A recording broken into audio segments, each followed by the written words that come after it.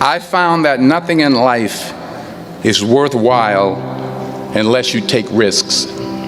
Nothing.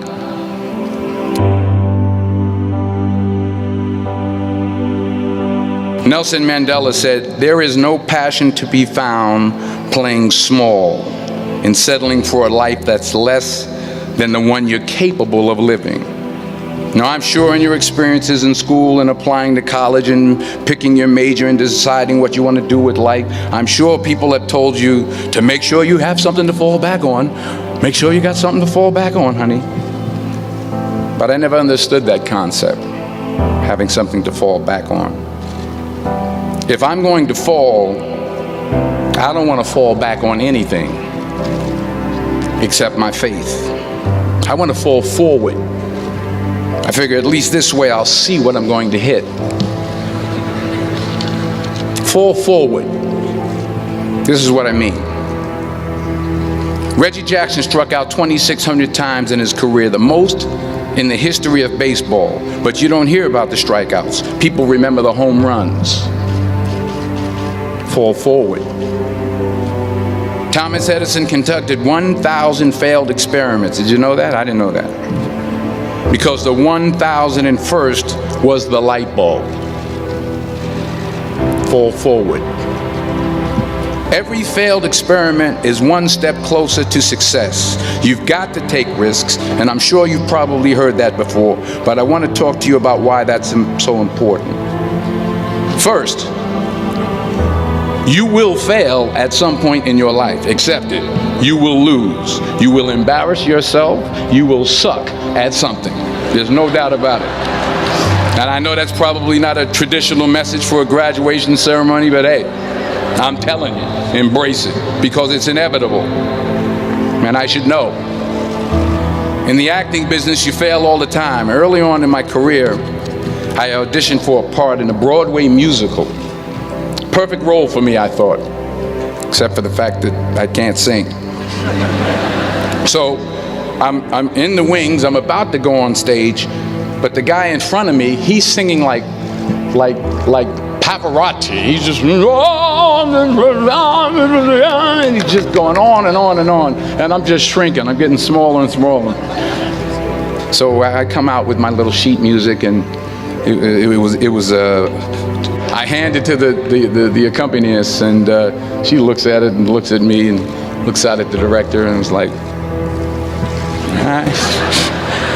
So I start, I'm going to sing. I'm like, it's just my imagination once again, and they're coming away with me. And they're not saying anything, so I'm thinking I'm getting better. So I just start getting into it.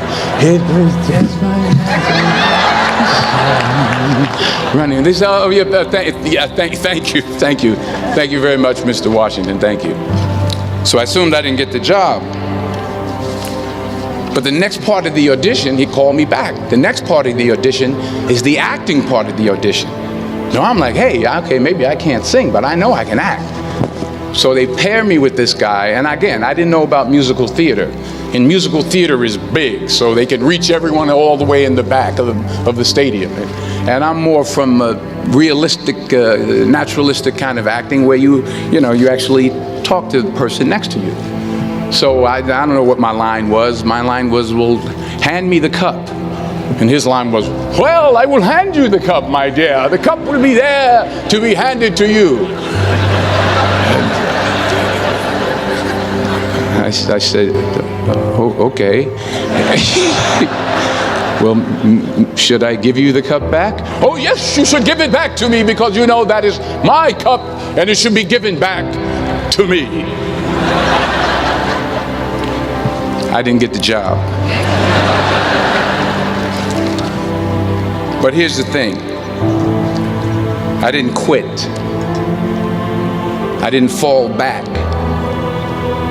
I walked out of there to prepare for the next audition, and the next audition, and the next audition. I prayed. I prayed, and I prayed. But I continued to fail, and fail, and fail. But it didn't matter, because you know what? There's an old saying, You hang around the barbershop long enough, sooner or later you're going to get a haircut. So you will catch a break, and I did catch a break. Last year, I did a play called Fences on Broadway.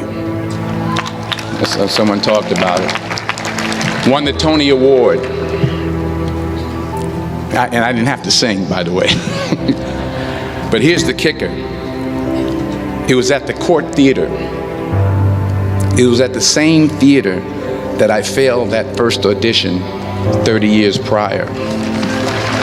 The point is, every graduate here today has the training and the talent to succeed. But do you have the guts to fail? Here's my second point about failure. If you don't fail, you're not even trying. I'll say it again. If you don't fail, you're not even trying. My wife told me this great expression.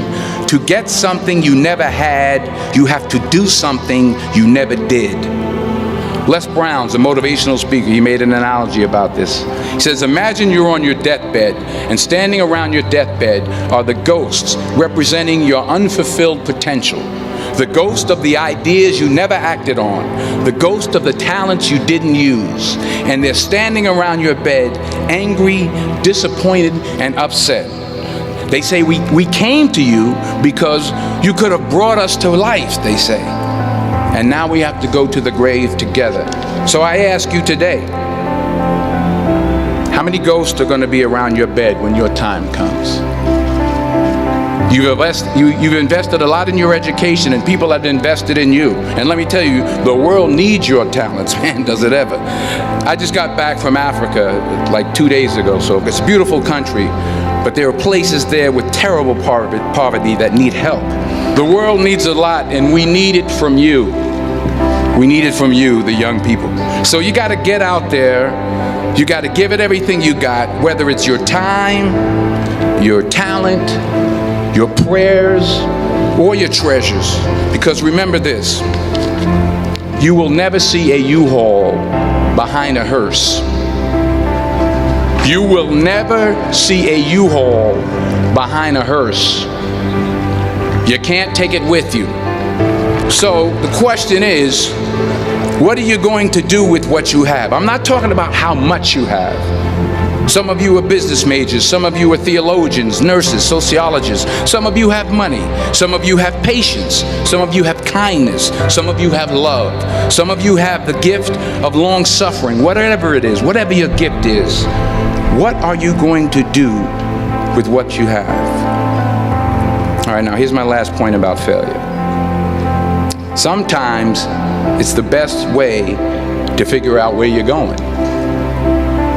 Your life will never be a straight path. I began at Fordham University as a pre-med student. I took a course called cardiac morphogenesis. I still can't say it. It's cardiac morphogenesis. I couldn't read it. I couldn't say it. I sure couldn't pass it. So then I decided to go into pre-law, then journalism. And with no academic focus, my grades took off in their own direction. Yeah, down. I was a 1.8 GPA one semester, and the university very politely suggested that it might be better to take some time off. I was 20 years old. I was at my lowest point. And then one day, and I remember the exact day, March 27th, 1975, I was helping my mother in her beauty shop. My mother owned a beauty shop up in Mount Vernon. And there was this older woman who was considered one of the elders in the town. And I didn't know her personally, but I was looking in the mirror. And every time I looked at the mirror, I could see her behind me, and she was staring at me. She just kept looking at me. Every time I looked at her, she kept giving me these strange looks. So she finally took the dryer off her head and she said something I'll never forget. First of all, she said, "Somebody give me a piece of paper. Give me a piece of paper." She said, "Young boy, I have a prophecy, a spiritual prophecy." She said, "You are going to travel the world and speak to millions of people." Now mind you, I'm 20 years old, I'm flunked out of school. In fact, like a wise ass, I'm thinking to myself, maybe she's got something in that crystal ball about me getting back into school next fall. But maybe she was onto something, because later that summer, while working as a counselor at a YMCA camp in Connecticut, we put on a talent show for the campers. And after the show, another counselor came up to me and asked, "Have you ever thought about acting? You're good at that." So when I got back to Fordham that fall, I got in and I changed my major once again for the last time. And in the years that followed, just as that woman prophesied, I have traveled the world and I have spoken to millions of people through my movies. Millions who up till this day couldn't see me, who up till this day I couldn't see while I was talking to them, and they couldn't see me, they could only see the movie. They couldn't see the real me. But I see you today, and I'm encouraged by what I see. And I'm strengthened by what I see. And I love what I see.